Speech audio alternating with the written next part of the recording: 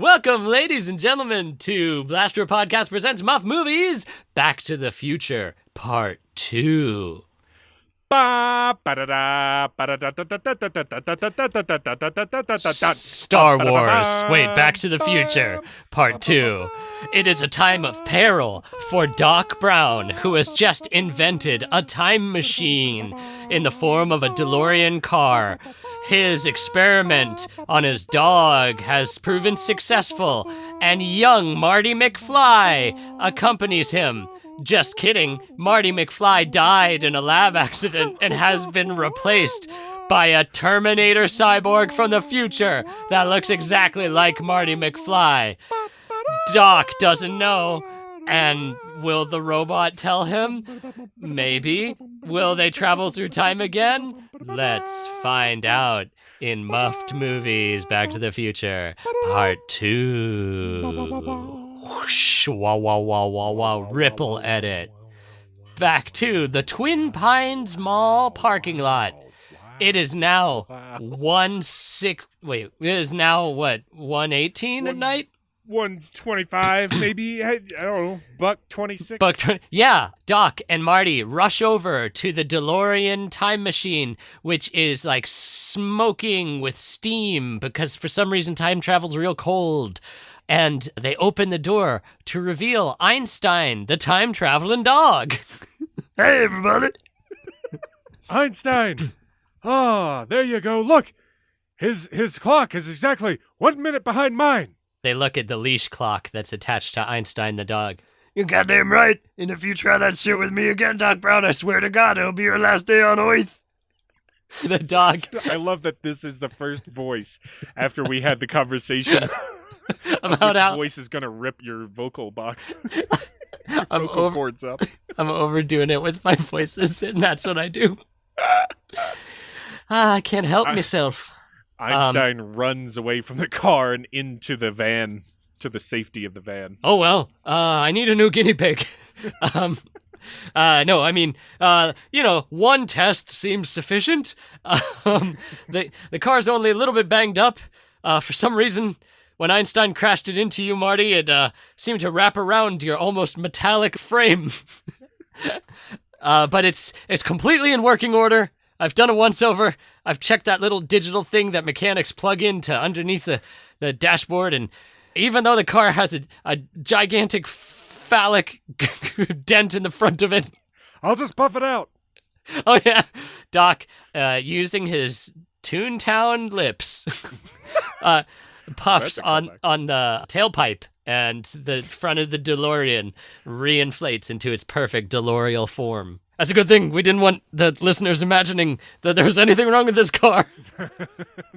The central point to this whole movie. Are you telling me you built a time machine? That's what I've been trying to tell you. DeLorean? Sorry, stepped all over that funny joke. You know, Marty, it's like I'm always telling my wife, if you're gonna do something, do it with style. That's why I never wear shoes, and I tattooed good-looking boots on my naked feet. See?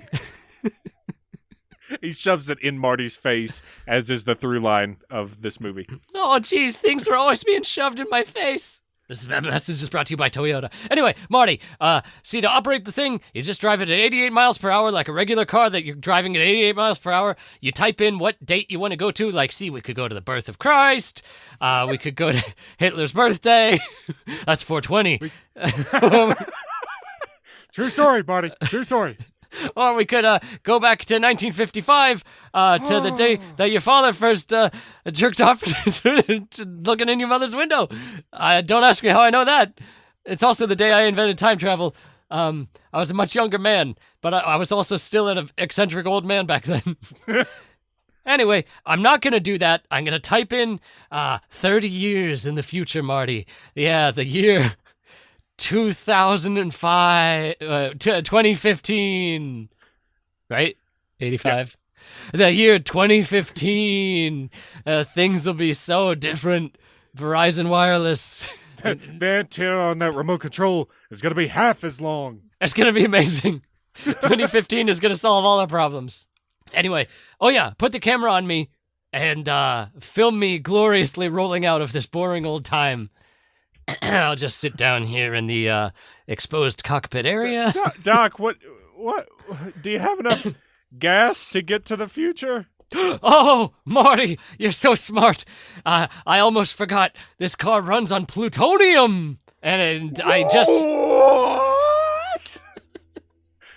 Marty McCyborg, his head turns 360 degrees around and some smoke comes out of his ears. Oh, come on, Marty, like you've never heard of plutonium before. It's an element of the periodic table. Anyway, no big whoop. As you can see, I got a whole shitload of it here in my van.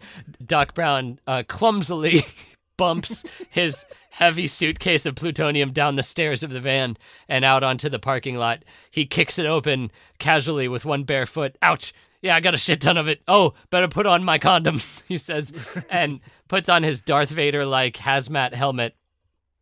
Oh yeah, you too, Marty. He slaps a trash can on Marty's head. You too, Einstein. Einstein puts on a little cape and hood. Now, I don't know much about plutonium. Let me just get that out of the way right now. But I thought it was a solid at room temperature. And Doc produces a like roadies like case like filled with padded cylinders of liquid. Mm-hmm. And then inside the clear liquid, there's a small self-contained vial of like purple liquid, which is the plutonium. That's right. Looks like he got it straight from the blood bank. Yeah, it seems a little sci-fi to me, but I don't know enough about science to know if that's actually what plutonium used in a nuclear reactor would look like. Because I think they do use rods. Rods, yeah. Yeah. Oh, wow. Doc screws this glass canister of dual liquids into the engine of the DeLorean until the engine greedily slurps it up, which causes both of them to jump. Crisscross will make you jump. Sorry, you won't get that, but your kids will love it. Suddenly, just after the plutonium has been packed in enough for one ride, the cacophonous sound of Arabic hip-hop is heard coming from down the road. The two... Oh, no. That's not what I meant. The two Caucasian men crane their heads and look down the street. Horchata beans and rice. And they see the unmistakable frame of a VW Love bus used by fish heads and dead heads alike, and apparently now Libyan terrorists. The powder blue VW bus, the ride of all terrorists. Do you think that was product placement or not? They're probably like, what's the crappiest thing we can get out of the junkyard and put an engine in it? It's strange. It's a strange choice because it's such a distinctive vehicle. It's so summer of love. The strangest choice is that it can keep up with a DeLorean, which sounds like it has a V8 engine. Good observation. Speaking of keeping up with the DeLoreans, Doc dives Tuesdays at 9. Doc dives into the vehicle. Marty, I gotta get the fuck out of here. Draw their fire. I'll see you in hell. What? You still want the camera running or... No, fuck the camera. Fuck the camera. I gotta live. Wait a minute, Doc. Doc closes the suicide door of the DeLorean, and Marty, using his cybernetic grip, holds the vehicle in place as its wheels try to accelerate to 88 miles per hour. Doc, wait! Why are they trying to kill you? Marty, I told him I gave him bomb parts, but it's really just parts from a TI-82 calculator. You wouldn't imagine, you can't believe what goes into those things. They have so many parts, Marty. So many parts. God, just pop one open. You'll see what I'm talking about, Marty. They gave you plutonium as payment? Well, that's right. The Libyans casually pull up next to Doc, whose car is held in place by Magnum J. Fox's Terminator arms. The Libyan in the shotgun seat, literally, casually gestures for Doc to roll down his window. We could do this the easy way, or we could do this the hard way. Let's discuss this like gentlemen, Doc Brown. What if I pull out a gun and aim it at you? Everyone knows that gun control in America is top-notch. There's no way an eccentric lunatic like you could get his hands on a loaded handgun. Damn it! He's right, Marty. I've got this Magnum 44 caliber pistol, but damned if I didn't find any bullets for it. Yeah, the background checks that we have in place in America wouldn't let you get your hands on any ammunition because you're loose cannon, Doc, and you simply don't have the cognitive, emotional stability to be able to deal with a firearm in a safe way. There's only room for one loose cannon in this parking lot, Marty. Doc throws the gun at the Libyans. Oh! The gun, made of pure silver, burns the terrorist's face. Ah! My unclean occult nature is finally revealed. The Libyans rip off their garments and reveal their vampire bodies glistening in the moonlight. Oh shit, I didn't account for that, Marty. Oh no! They're vamps. You think vampires like plutonium? I don't know. I'm just a boy. A rubber boy. So suddenly at that point, the Libyan vampires pull out an AK-47 Whoa. and light Doc up. Rat-a-tat-tat-tat-tat-tat-tat. No! Michael J. Cox yells, but it's too late. Doc has been just Moidoid. executed. His Morty bleeding and bullet-ridden body flies into the passenger seat of the DeLorean. You bastards! The two vampiric entities look at each other and shrug. Marty jumps into the DeLorean and closes its bulletproof doors to ward off any future fire, but they seem disinterested in attacking a boy. Should we kill him? Or I guess he's a witness, but I mean, we're vampires. I mean, who's going to believe him? I'm out of here, Marty says with panic, and he accelerates to 88 miles per hour. Oops. Kicking Doc's body out of the passenger side because of the smell. Just as he reaches 88 miles per hour, the time rift opens up and Doc's dead body flies free into the rainbow road of the time abysm. Uh-oh, here we go again, says Marty, and he zaps back to the predetermined time. In 1955, the parking lot of Twin Pines Mall vanishes and is replaced with just an empty field of grass. Marty crashes through a scarecrow. He screams. The scarecrow screams. Oh, And where's my brain? Dorothy cries a single tear.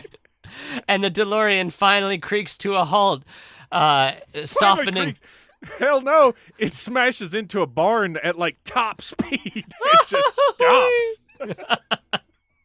stops. Marty is ejected through the glass of the front window and bashes through the back wall of the barn. Remember, he's a cyborg who weighs 800 pounds. I'm fine, he says. You can see a single red eye glowing in the darkness where his human eyeball was ripped out. The lights of a nearby farmhouse suddenly turn on from every nook and cranny, and a whole farm family runs out, fully clothed. Everybody was up just with doing a hoedown or telling ghost stories or something at 2 a.m. Now listen to me, wife. Get your big butt back in the kitchen. I'm gonna figure out what's going on with our barn. All right, says the drunken farmer. He cautiously opens up the barn door and sees a smoking ruin where his prize horses used to live. Suddenly, emerging into the barn space through the hole in the back wall, is robotically walks the form of Michael J. Fox. Its glowing red Terminator eye, assessing all of the farmer and his family. Oh my God, Edgar is some sort of a man from space. What? And the kid that runs out, the young boy of a ripe old 10 years of age, Young man.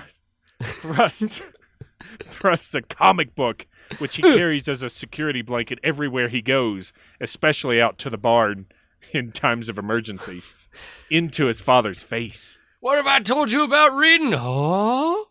His dad looks on with astonishment as it says, Issue 1, Rise of the Machines, and shows the trademarked James Cameron skeletal face of the T100 Terminator model. Oh my God, the science fiction has become science fact. All right, look, I know you guys are freaking out. I'm a robot from the future who went to the past. He's a robot from the future, shoot it! Oh, shit. Suddenly the farmer turns into a hobo with a shotgun and blasts Marty Cyborg right in the chiselly chest. Oh, Marty staggers backwards for just one moment and then regains his composure. Now look, I don't want to kill yous, but I totally will. Now, He ain't dead yet! bring me my World War II Gatling gun.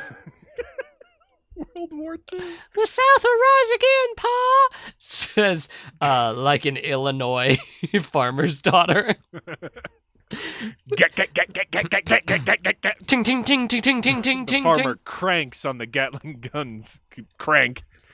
And bullets fly off of Marty McCyborg. Oh, Jesus Christ. Not again. Marty, just so sick of these humans always resorting to violence, grabs the daughter and just rips all of her arms and legs off. Now look, you guys, I'm not happy about what I just did, and I don't want to do it to the rest of yous, so just fuck off, all right? Oh, okay, here we go. Just like in the old Craig Kilborn version of The Daily Show, Marty McFly just decapitates each member of the family in quick order, just smacking both of his hands against their cheeks one at a time, exploding their heads over and over again until finally he is covered in their viscera. Well, so much for first contact. He gets in the car and drives off at almost 88 miles per hour. But just fast enough to plow through one of the twin pines the farmer had been growing. That was my brother. Said the other pine. The scarecrow screams in the background as Marty gets onto a road and drives off into the night. I can't die, but I can't truly live.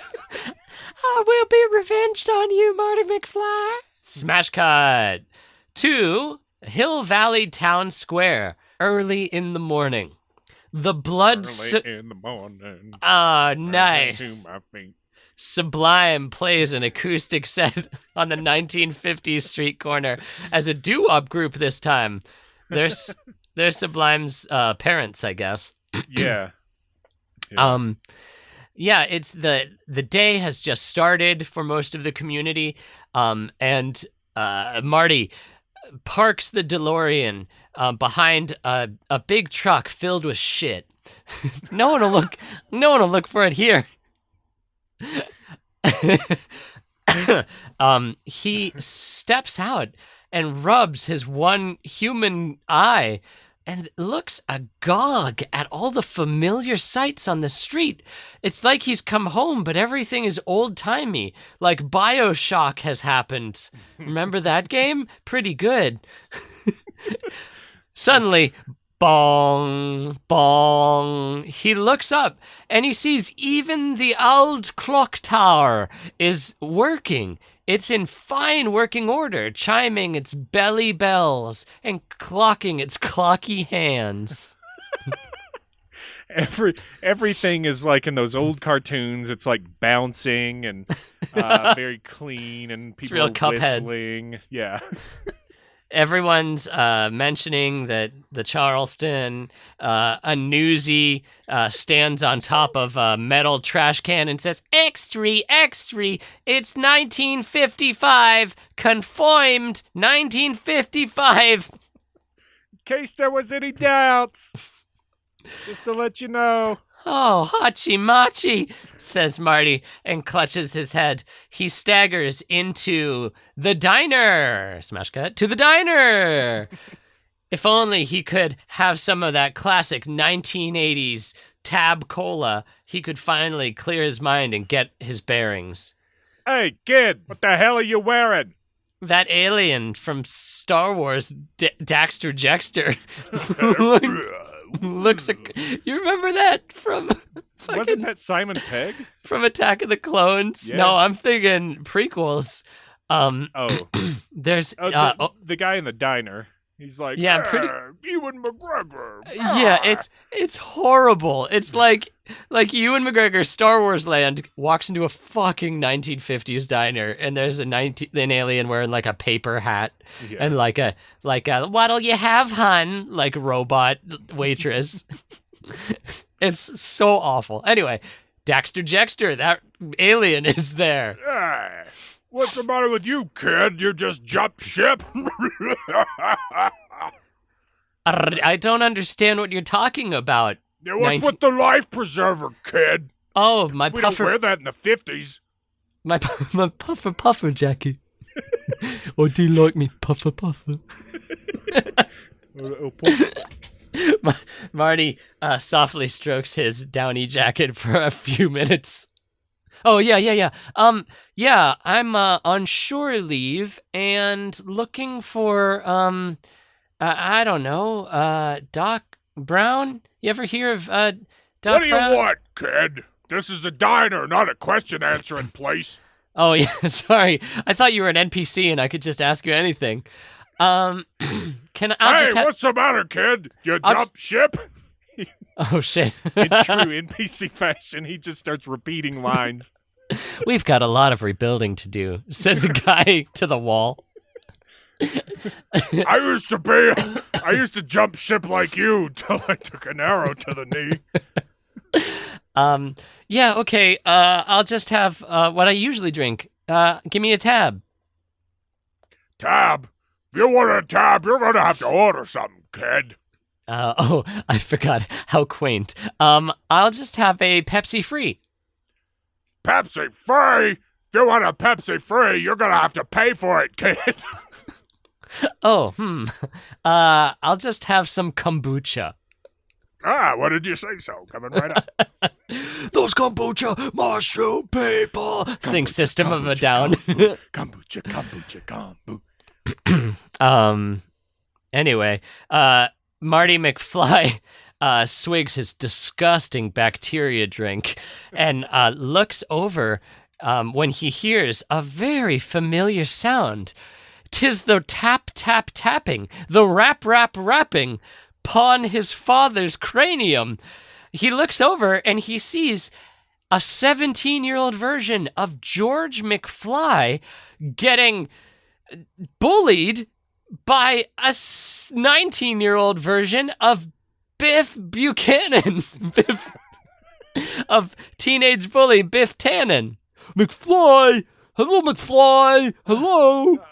Hey, Biff. How's it going? It's not going great. I told you to get my fucking homework in the fucking teacher's office and submit it because I don't do homework. You do it. And, you know, once you do it, I gotta rewrite it in my own handwriting. And you take it forever, McFly. Okay, Biff. I'll just do it tonight and write it on over first thing in the morning. No, not first thing. The morning is my time for quiet meditation. I reflect on all my life choices. Anyway, Also, I'm gonna say like a weird Irish slur about you, because it's a movie in the 80s, and that's, everything's ethnically charged back then. Fair enough. Anyway, here's a used Jimmy hat, a.k.a. Scum Rapper. I'm out of here. Come on, Dweezil. Come on, Moon Unit. Come on, 3D glasses. Biff and his two sub-bullies push their way past Marty McFly. Oh, out of the way, sailor. And by the way, thank you for your service.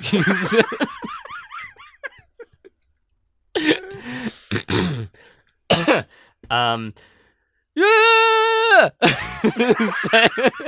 says Biff as he runs screaming into the street. Just happy to be alive. Suddenly a dance number from West Side Story breaks out. Oh, jeez. I gotta finish Biff's homework. This is really gonna cut into my perversity time. Marty stares at him with his cyborg eye, assessing the situation. What are you looking at, sailor? Did you see something you like? You're George McFly. Yeah. How do you know that? Did I wrong you? You're my. What are you doing here, man?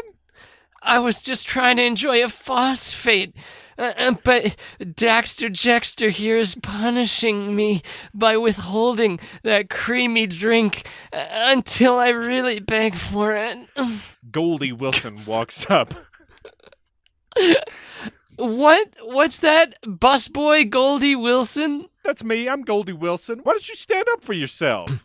Well, 'cause I'm weak and afraid that they'll harm me. And look, not to be a jerk or anything, but not everyone has the benefit of a solid gold hand like you. I can't just punch through a man's skull. Goldie Wilson backhands George McFly. Oh! Grow a spine. Leave him alone, Mayor, says Marty in his most cybernetic voice.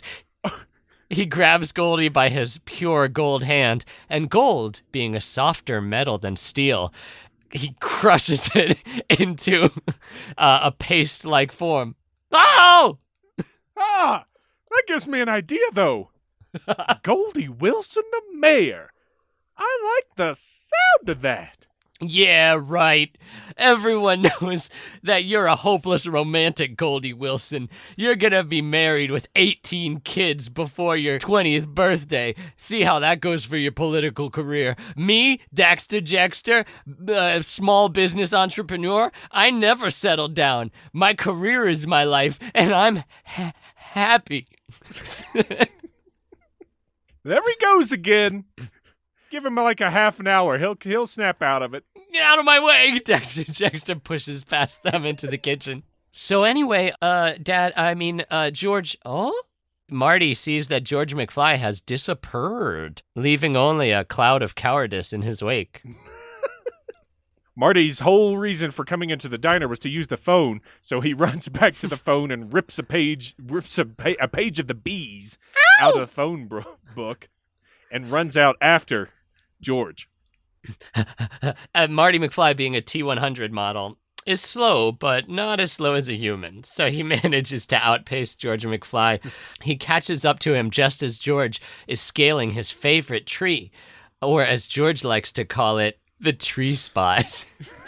The tree spot. The honeycomb hideout. I gotta hit the tree spot. I keep searching for it.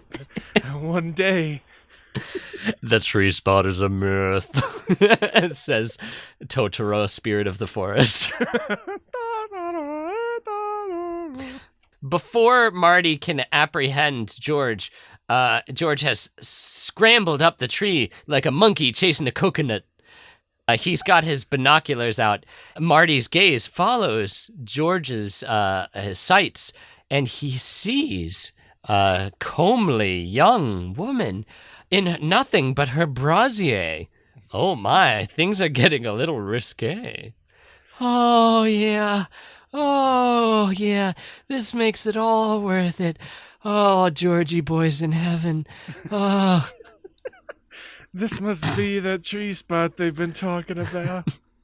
If only I could find that one knot in the tree that's just the right shape, I could really get to business.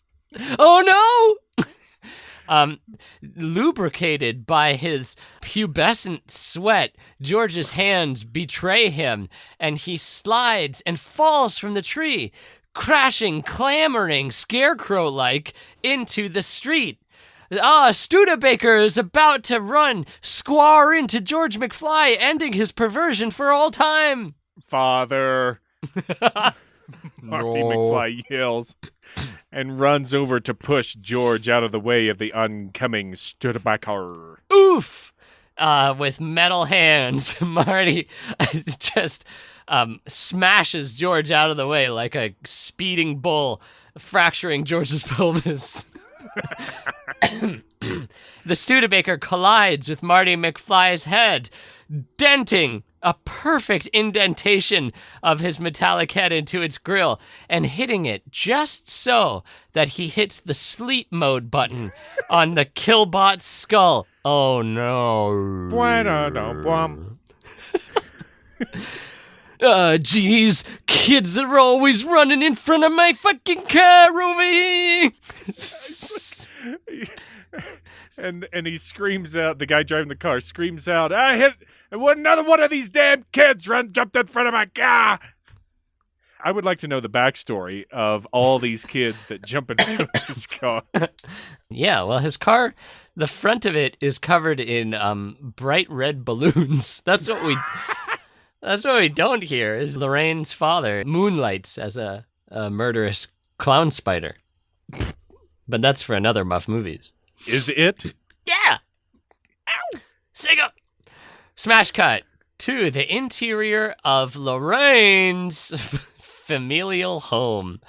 We think that Marty is sleeping in his own bed because once again he is collapsed into that bizarre broken bird back position that he likes to sleep in, and it's completely dark. He hears the voice of his mother coming from across the room. Wake up. What is it, Mom? What am I dreaming? No, you've just been out of it for the past 4 hours. Oh boy, I had the worst nightmare. Here, turn on the lights. I gotta get my bearings. And I'm not talking about these little metal buckshots that are falling out of my cybernetic torso. Ting ting. Well, you're fine and safe and sound here in good old 1955. What? The light turns on as Marty realizes it is his mom, but she's 17. Dun dun dun. Mom! You just sit there and relax. Old Lorraine's gonna make everything better. His mom just totally undresses him with her eyes and hands. And hands. She's very grabby. She's super horned up. Yeah, you must have had a really bad accident, Calvin, 'cause you were babbling in your sleep about listening to rock and roll music, and that hasn't even been invented yet. She puts in her dentures. Maybe you should get dressed and come down to dinner, Calvin? Wait a minute, why are you calling me Calvin? Well, isn't that your name? Everybody writes their name on their underwear, don't they? Calvin Klein. Marty pulls down the sheets to reveal that he's been pantsed. He can see his flesh-human pelvis still covered in bright purple designer Calvin Klein undies. Holy shit, my mom's been looking at my gooch. Marty, Calvin, I've never seen purple underwear, and it really makes me sopping wet. Jesus Christ, is everyone in this family a fucking pervert? I'm a sailor, so I probably should get going. Where's my pants? Could you bring me my pants? It's on my hope chest. Lorraine, it's me, your fucking mother. Stop fucking twiddling about with our boy and come down for supper. All right. It's my mom. Put on your pants. Okay. Or don't. I'm not the boss of you. Marty is attempting to put on his pants, but Lorraine has fed both of her hands up the leg holes. Come on, put them on. Put them on. He looks down into the gaping maw of his jeans, and he just sees claws waiting. You know what? I think I'm gonna go sans pants. I like this bed sheet. This will work, right? Okay. Slash cut to. We see Slash from Guns N' Roses. He's just a little baby. It's 1955. Now be quiet, you fucking infant. We'll sort you out later now. It's time for family supper. Sit the fuck down, all of your family. Father's gonna say grace in honor of our new visitor, innit? All right, everybody. Shut up, especially you kid. You jumped in front of my car. Look, here's Grace tonight. It's the honeymooners that just got a TV. I put it on wheels. I feel like a fucking rock star. Oh, wow, great, the honeymooners. According to my historical Omni records, this was a television program popular in the 1950s. Lorraine's brother, who's, 10 years younger than her, maybe, wearing a coonskin cap and just being all befreckled and saucy, says, what are you talking about? This is brand new. It hasn't even aired yet, you idiot. Yeah, that's what I meant is, that sounds pretty anachronistic. Yeah, it's What are you from the future or something? No, he says. He suddenly opens up a metallic chute in his wrist and gasses the boy. The child begins to froth at the mouth and convulse. And finally falls down face first into his macaroni and cheese. Oh, now, that's a fighting spirit, isn't it? This boy wouldn't eat macaroni and cheese if I tied him to the fucking horse and dragged him into it. But I see that the sailor boy has got some real powers of persuasion. Ain't that right, Lorraine? Oh, yeah, he's already persuaded me to fuck him. She says under her breath. Anyway, thank you guys for your hospitality, but I'm a sailor, and as we know, here in Indiana, I gotta get back to the bay and see Captain Morgan about the mission, secret mission. Not for you, civvies. Oh, shiver me timbers. God, that really makes me warm. She grabs his metal thigh and squeezes. Ow! She sprains her fingers. Hard as a rock. Yes. Yeah, thighs of steel. Geez, over there, could you keep it down, Lorraine? I'm trying to listen to Sid Caesar make fun of the Japanese. Marty Bott runs out of Lorraine's home as Lorraine's dad berates her and tells her if she ever has a kid that dumb, he's gonna disown her. Disorder. Smash cut. Night. Marty Bott is reading the page he tore out of the phone book as he exited the diner, stage right. Strangely enough, because Marty Bott has, as we know, the Omni records in his 20 kilobyte memory chip that Dyson Industries gave him. Capable of holding over 12 full-length novels of information. But not the phone book. He runs his fingers down the B's until he hits brass. Says the perverse page. Says until he hits until he hits brown, comma, Emmett. And then beside it, it says scientist.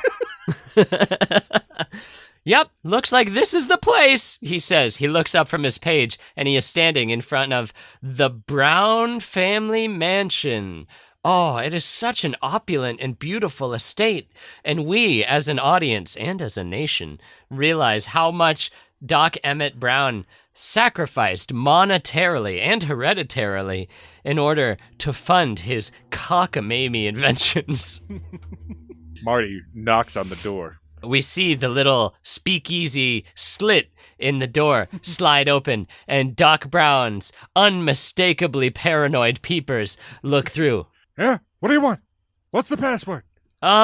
Einstein will be the dog. The door flings open to reveal Doc Brown in a sort of lounge coat or smoking jacket and a huge contraption on his head. It's like half a buckyball with lights and flashing doohickeys. Come in! Don't say a word!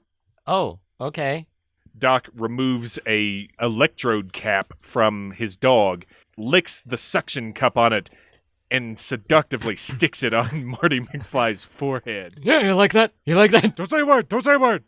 I am going to read your thoughts. Okay. I don't know why I'm suddenly Bernie Sanders. But this is young Doc Brown. Bernie Sanders' current age is young Doc Brown. Marty, being a robot from the future after the robotic uprising, knows that this thought helmet is not going to work. So he throws Doc a bone and he slides the conductive suction cup underneath the epidermis of his flesh forehead so it makes direct contact with his conductive metallic skull. There we go. That should help. All right. I'm getting something. You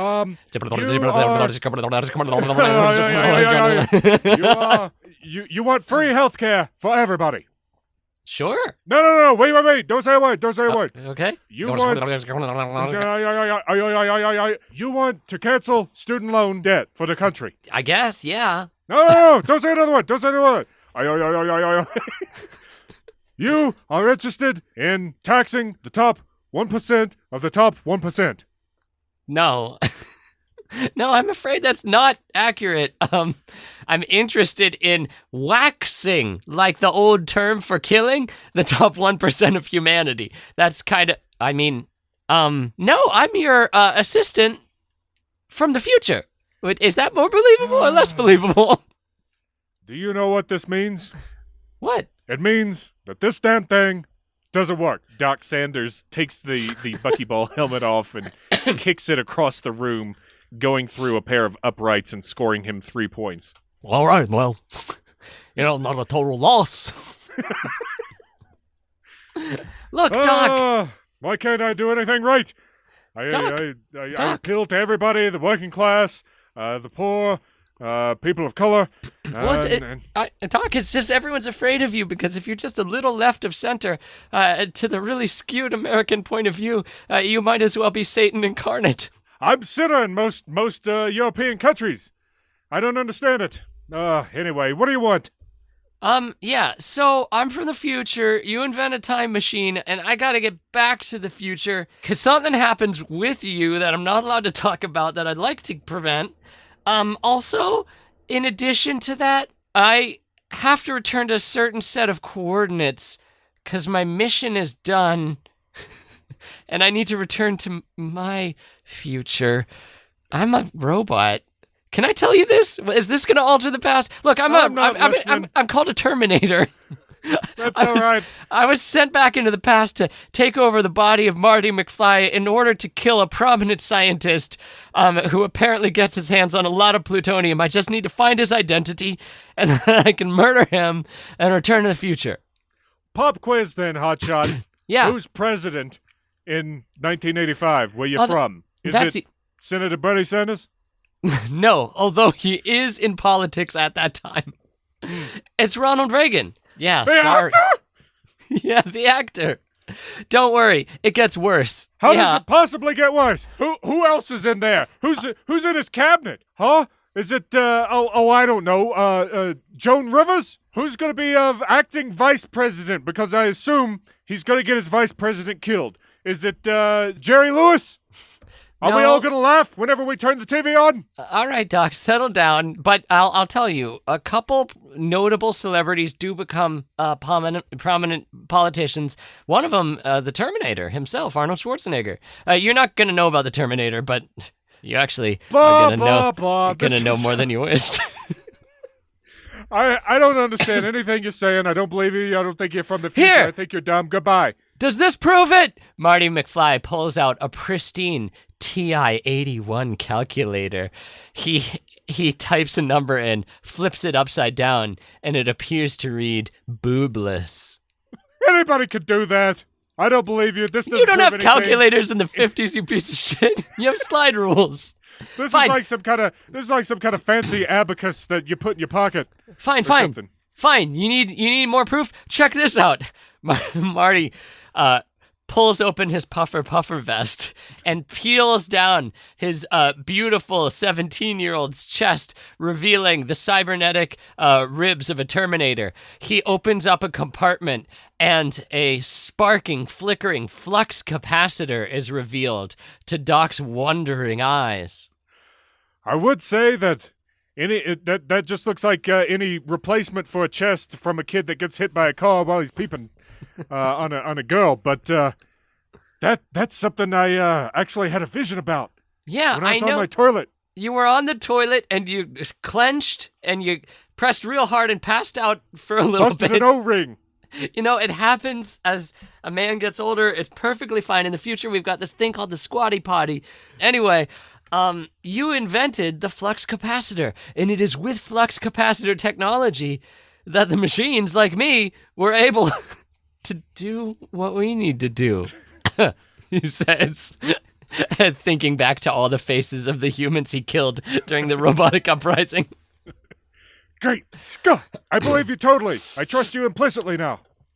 Fucking thank you. A mouse jumps out of the ribcage. How'd you get in there? Gentle cut. The inside of Doc's mansion, where Marty has produced the JVC camcorder that he bought at the all-night Circuit City? No. It was Shack. a Radio Shack. Yeah, Radio Shack. And he is wowing Dr. Bernie Sanders with this technology where he can show a portable television studio. Wow, that's completely amazing. If only there was some way that we could use this device to get my dangerous communistic ideals into the heads of every man, woman, and child in America. Because, frankly, I'm tired of capitalism. All hail Joseph Stalin. Okay, cool. Doc, I really need you to focus in real quick. In the time you've been fucking talking to me, we walked the entire length of the city and are in this spooky field here. Smash cut to the field. Smash cut to the set of Thriller. Yeah. I know this is a little like Boris... I was going to say Boris Johnson. I know this is a little Boris Karloff, like spooky scary, but that's just the way the weather was in the 1950s.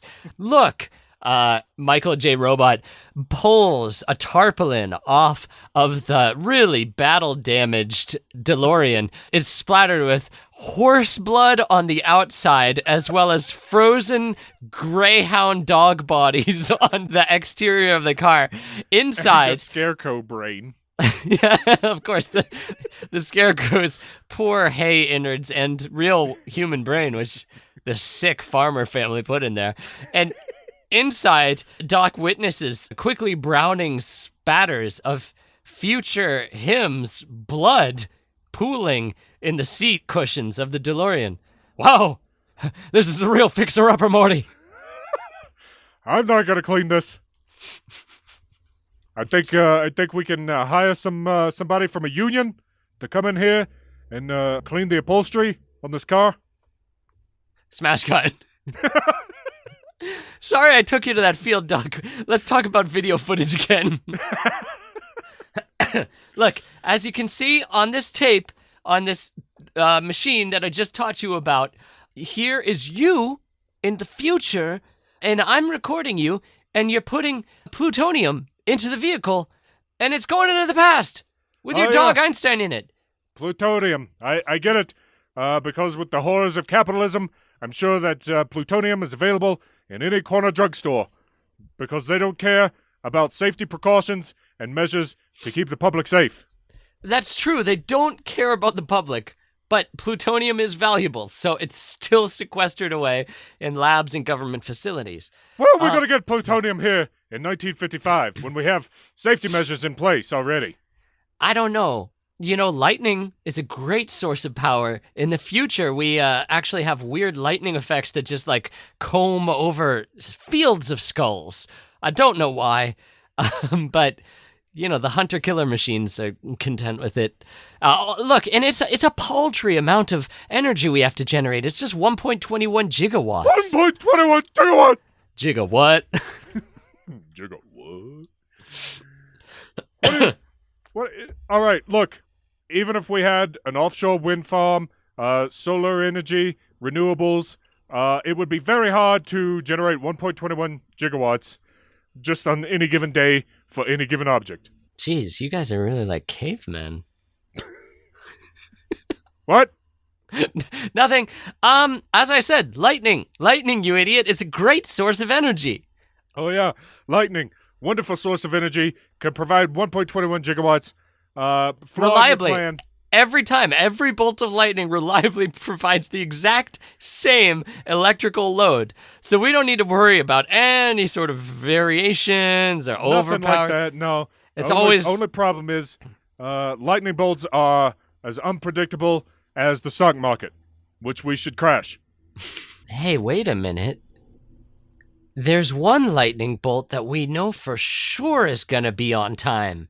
What? Marty McFly opens the children's book of the Pine Valley historical record, and it shows the great clock tower being struck with a lightning bolt just 1 week away by the great hand of mighty Zeus, who was angered because of premarital sex. Great Scott!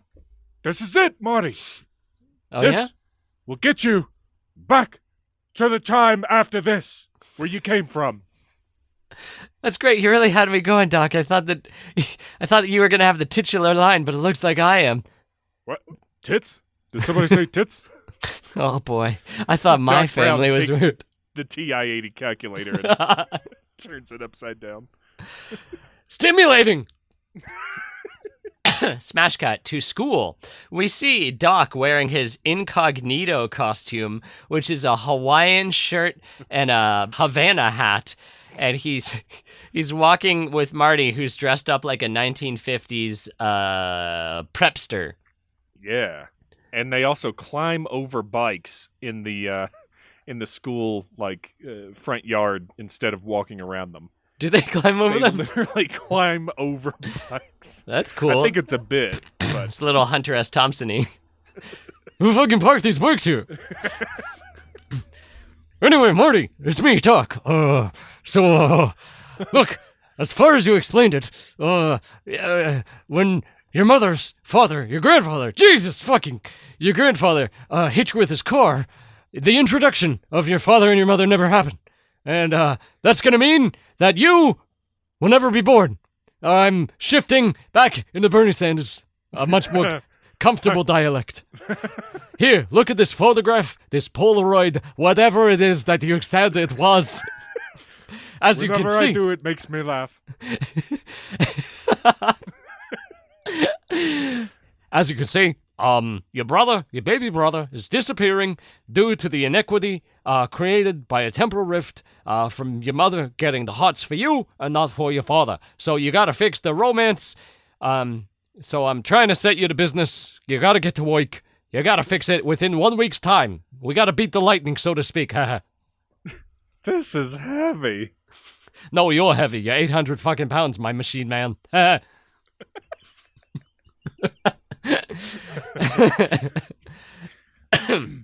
They see Principal Strickland looking just as svelte and bald as he does 30 years later.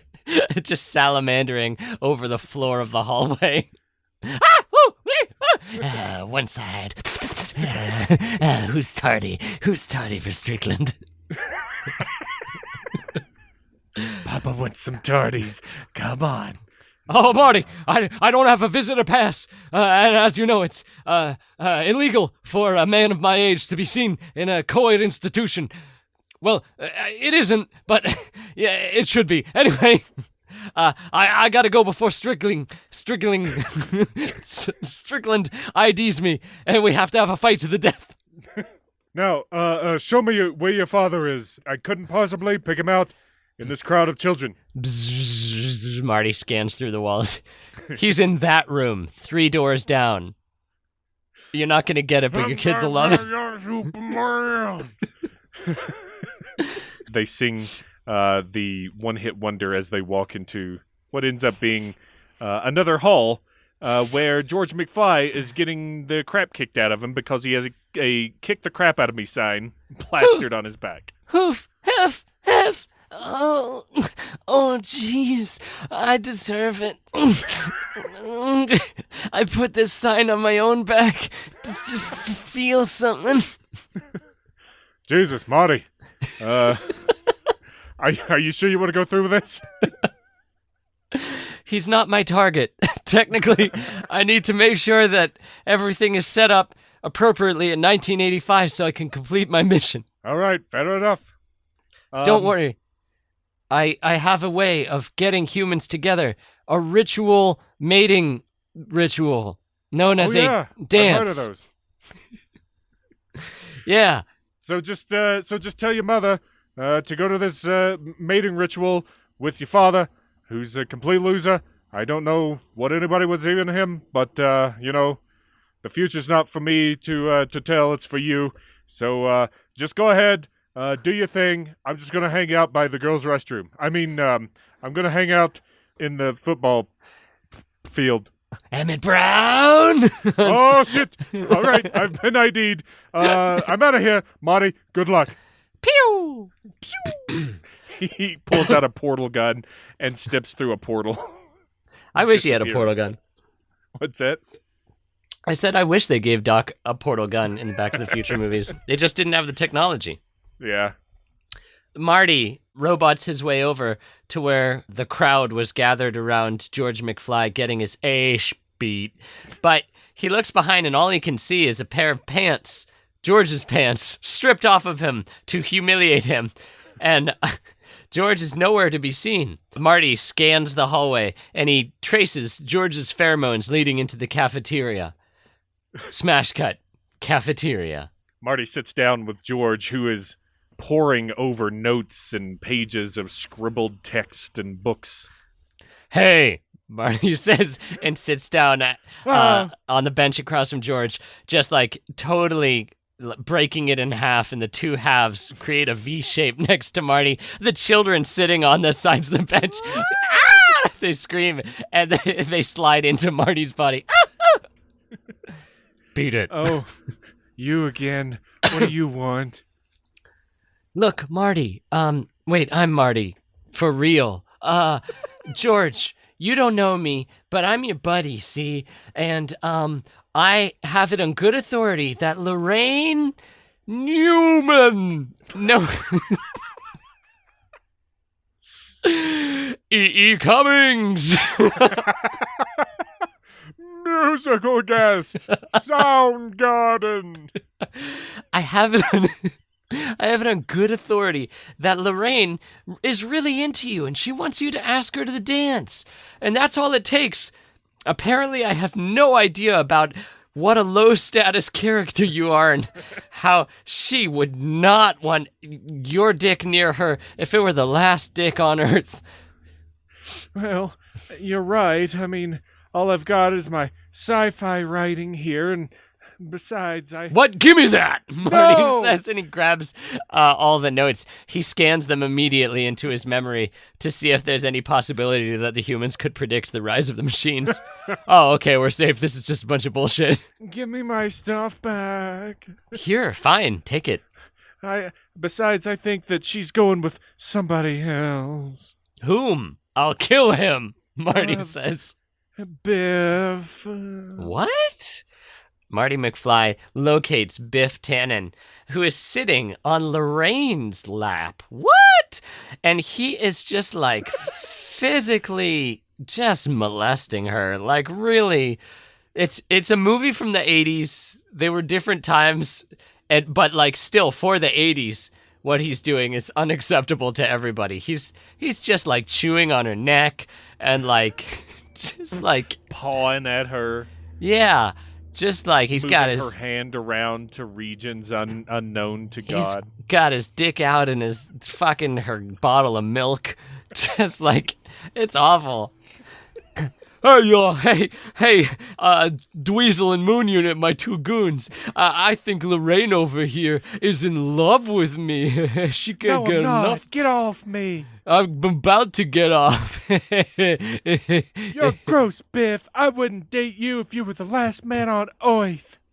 You hear that, George? Biff's the last man on Earth she'd want to date. Marty turns back around, and George once again has gone, leaving only his pants in his stead. God fucking damn it. All right, well, I'll save Mom. Marty stands up. He grabs Biff bodily by the shoulders. And Hi, I'm Biff Bodily. Oh, sorry, my bad. Sorry, I want Biff Tannen. I'm cousins to Fling Bodily. Wait, you know Flung Bodily? Do you know Gear from... the sentient gear from the episode of Muffed Movies, The Thing? Of course I do. I have the same voice as the dog. What's that?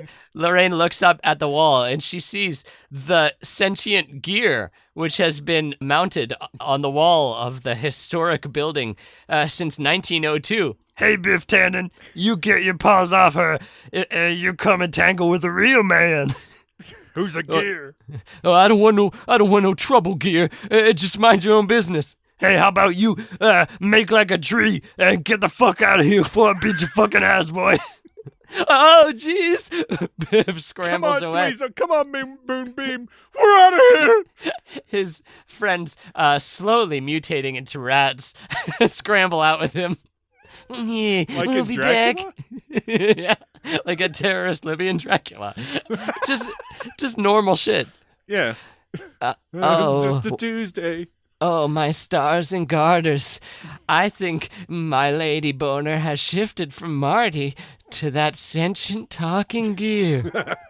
Don't get any ideas. I'm in demand. World building. Lorraine, under her breath, says, yeah, we'll see about that. Smash cut to the home of George McFly. Marty's running after him in the street. George wants nothing to do with it. Oh no. Marty does that like T-1000, like run. sickle hands. Yeah. Just like, oh God. Get away from me, man. I don't even know you. Listen, George, you gotta ask Lorraine out or you will regret it. Regret it forever. Don't baby me, man. I'm just a guy and no power on this Earth in this solar system from Terra, which is what every other civilization in the stars calls this planet Earth that we call Earth. Nobody here who still sets foot on this planet and has never left our atmosphere will tell me otherwise. Bye. And he slams the door in Marty's face. Whoa, what a dweeboss.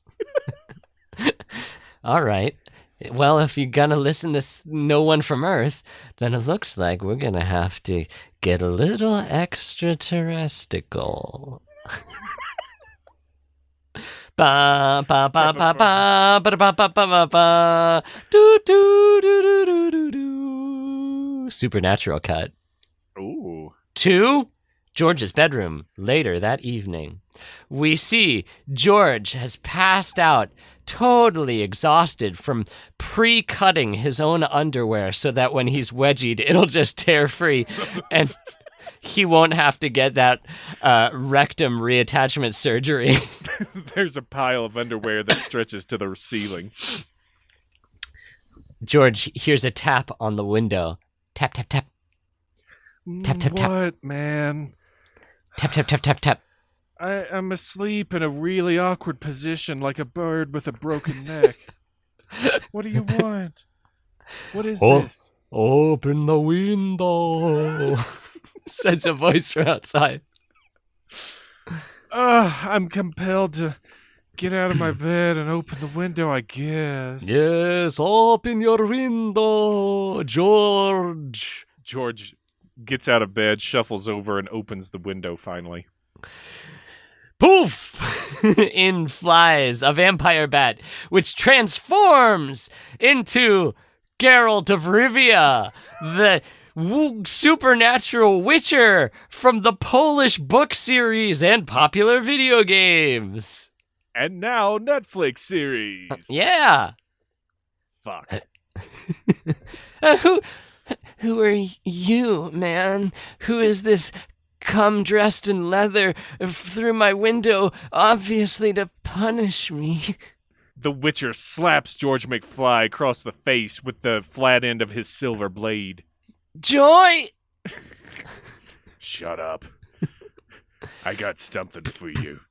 You better listen to me. Oh no, is it a drubbing? George says. And he clasps his hands between his knees and slowly wiggles his butt back and forth at the hips. Fuck. No. Now shut up and listen to what I have to say. What is it? Shut up. Mm. Now, you're gonna have to go to the Fish Under the Sea dance with Lorraine Bates. Wait, the enchantment under the sea dance? Shut up. Okay. That's 3? You gotta do this, or I'm gonna sick a Nostroiga on.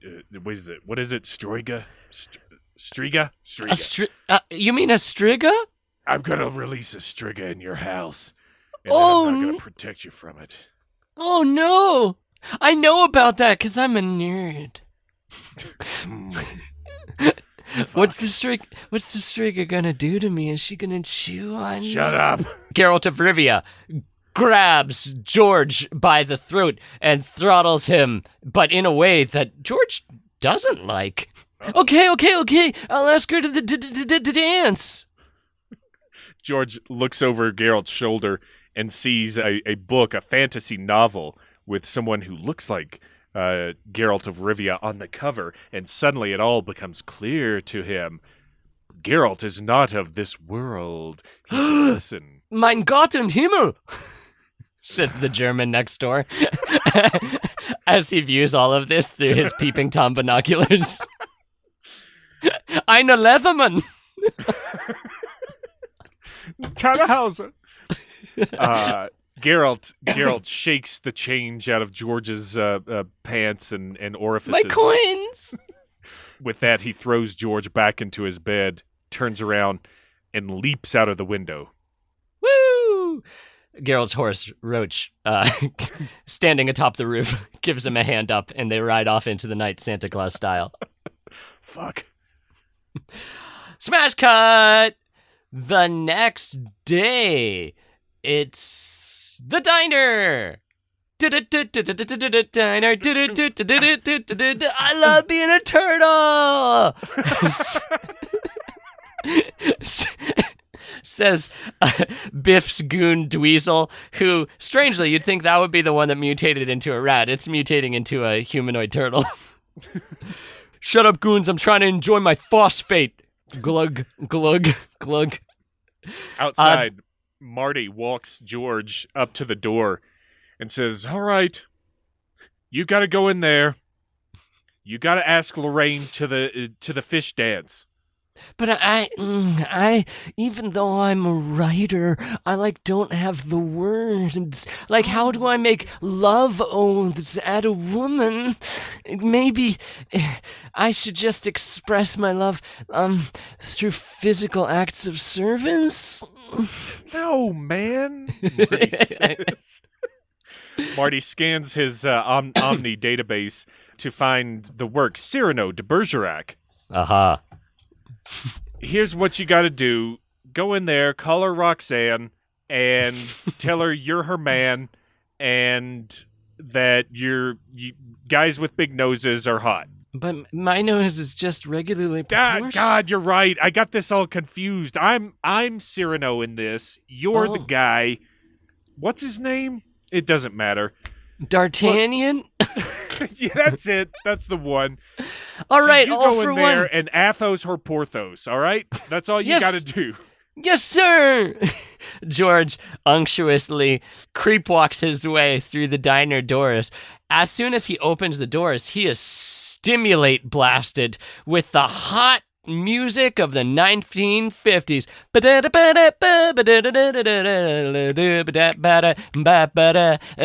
By Davy Crockett merchandise. Daxter, chocolate milk me. Sorry. Sounds like someone grew some cojones. Here you go, little man. Daxter Jexter uses his third arm and slaps a chocolate milk down on the counter, sliding it into George's open palm like a badass from the TV show Cheers. I like that he just has any food item ready to go at a moment's notice. It's all old and spoiled, but he's got it ready. George takes a swig of the chocolate milk, slams it back on the counter, breaking the glass into a million pieces. Chocolate milk spilling everywhere delicately but sensually. What the fuck, man? Says the guy sitting next to it. He wipes his mouth masculinely and saunters over to Lorraine. We see his little spurs clinking on the ground. Ching, ching, ching, ching, ching, ching. So anyway, girls, I said, turning into H.R. Giger instead of an old lady. I said, Marty McFly, what a hot guy. Wait, his last name's McFly? That's George's last. I wonder if they're cousins. Who are you? George. Wait a minute, I know you. You're that guy that hangs out with Marty the Dreamboat. That's right. I'm H.R. Giger. Later, ladies. Sorry, girls. I'm George McFly, and if there's not a seat taken, then I hope that you're ready for a heartbreaking. George looks at his notes, hastily scribbled on his sweaty palms. George, it looks like your knees are weak and your arms are heavy. That's right. There's some Forever Plaid mixtape in my pocket already. If 'tis a duel of rhyme thou dost desire, then allow this love-struck hero to be your squire, George says, his rent fair days coming back to him. Wow. Lorraine's eyes slowly start to sparkle with stars in them, when suddenly... Ninja stars fly across the room from Diff Bannon. Diff Bannon, the evil shadow version of Biff Tannen. The soul ninja throws them into the wall. None shall take the bride of my other Biff Tannen. George, it is time to die. Come over here. Wait, get over here. Please make your way to me. Marty, cyborgishly watching from the bushes outside, sees Diff Bannon approaching George with murderous intent. This cannot come to pass. Marty McFly reaches his Terminator arms through the wall, pulling the dark umbral energy ninja out through the concrete brick, and they begin to have a battle worthy of Terminator 2's You Could Be Mine. When your bitch starts smoking and your cocaine's gone, you get nothing done. Says the smack user sitting on the bench. Lorraine looks out the window at the battle at hand, the stars disappearing from her eyes and moving to her vagina. Oh my, a creature of darkness fighting a man with a red, evil eye. Get out of here, H.R. Geiger. This one's mine. Oof!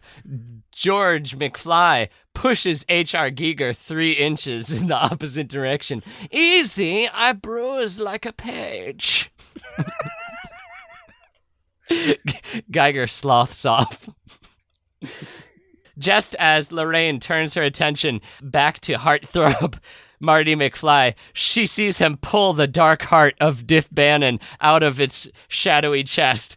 The heart is crushed under the cybernetic fist, and the ghostly visage disappears into nothing but an acrid smoke. You're safe, George and Lorraine. Now, oh no, it seems that some of my puffer coat has come undone, revealing the one scrap of human pectoral muscle I have left. I hope it's not too covered in oily sweat. Lorraine is breathing as heavily as a cat with 3 plates of chicken of the sea in front of it. And suddenly... That's a hungry cat. Thank you. That's what I was trying to go for. Suddenly, the jukebox is stopped, as is all the noise and dancing of a 50s diner, when a scream rends the air. Everyone turns and looks to see Biff Tannen as he stares as if a Horcrux of his had been destroyed. He clutches his chest. You get one, McFly, and one's all you're gonna get the opportunity to get. Biff throws a haymaker punch at the crouching Marty McFly bot's head. It hits the cybernetic organism in the head, and Biff's wrist shatters. Oh my god! My other Horcrux! It was in my wrist! His wrist shatters and just goes limp like a rubber chicken. Come on, you guys. Let's use a tool to destroy this entity. Man is a tool-using animal, after all. I'm one step ahead of you, boss, says Moon Unit, who's rapidly becoming a rat man. It drives up in its Rob Zombie-style Dragula racer, like a Rat Fink cartoon. Yeah, that's more like it. Let's run him down, boys. Burn the bitches and bathe through the ditches, bathe in the back of my Dragula. Music plays as they chase after T-100 McFly when he pushes a kid through a bush and destroys the box car razor made out of wood that the kid was riding razor. Gee, you crumb bum! That was worth 5 cents! I'll pay you back later, kid, McFly says as he rips the thing in half, making a makeshift skateboard. Whoa! He's remixing stuff from the old into stuff from the future. Error. He has an error message roll across his eye screens. Not a skateboard. Oh shit, this is gonna be hard. Morty. He climbs on the board of skates and skates off away from the Dragula. There goes the man of my dreams, says, what's her face? Says Lorraine. Says Quiche Lorraine. Oh no, says George, holding his rapidly decreasing testicles in his hands. Smash cut to montage of car chase. Marty skates Jason Momoa, with a plum. He skates around town square with Biff and his goons driving through the square and bushes and children and newspaper kiosks and just keeping up with the Kardashians on Marty, forcing Marty to turn around and put his hands on the hood of the Dragula, almost killing him in the process, but lo and behold, there's a truck up ahead, and Marty between it and the Dragula speeding towards it to be crushed. Oh no!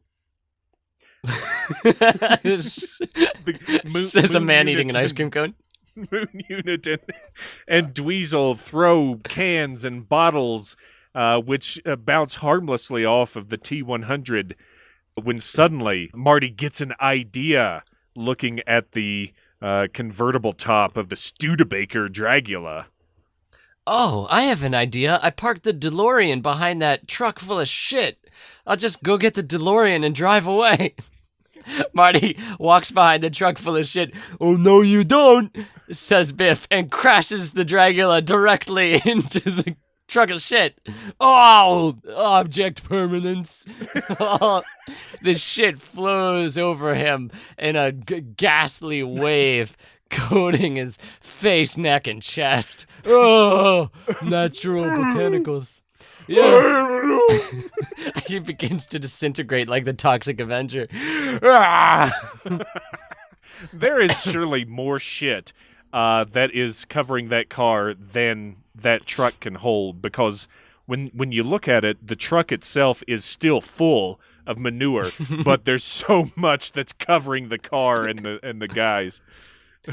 Oh, I'm very upset right now, but I also realize that suffering is an impermanent state and just part of being alive, and so I accept it into my heart as well, with an open mind. Oh, shit. I actually did spit when I did that. And then Marty drives up in the DeLorean, rolls the window down, takes his sunglasses off, and says, "Hey, boys, next time, I'll drive." And then he drives off down the street. What a man, says George. End of part 2.